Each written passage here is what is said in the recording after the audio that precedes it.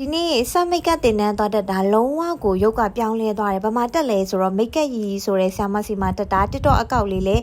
နောက်မှာထည့်ပေးတာရနော်ရှင်တို့ကို sharing လုပ်ပေးခြင်းလို့ဒါကျွန်မဒီဗီဒီယိုလေးလုပ်တာတကယ်တော့ရှင်တို့တွေကို TikTok ပေါ်တင်မဲလို့ကျွန်မစိတ်ကူးလုံးဝမရှိဘူးကျွန်မနောက်ကျရင်မေ့သွားမှာဆိုလို့ဆိုပြီးတော့မှတ်ထားတဲ့အနေနဲ့အကြမ်းပြင်းမဲ့ဗီဒီယိုလေးရိုက်ပေးမယ်အရန်လားလို့လေကျွန်မကိုရိုက်ထားတဲ့ဗီဒီယိုဆိုရင် iPhone ရဲ့ ရိုးရိုးကင်မရာနဲ့ရိုက်ထားတာနော်လုံးဝ effect နဲ့မရိုက်ဘူးပုံမှန်ဆိုရင်တော့အရင်တော့ဆိုရင်ရိုးရိုးကင်မရာဆိုရင်တော့မှ TikTok ရဲ့ရိုးရိုးကင်မရာနဲ့ရိုက်တာအဲ့မှာဆို smooth တွေအဲ့လိုမျိုးပါပြီးတာဒါပေမဲ့ဗီဒီယိုရိုက်တဲ့ခါကျတော့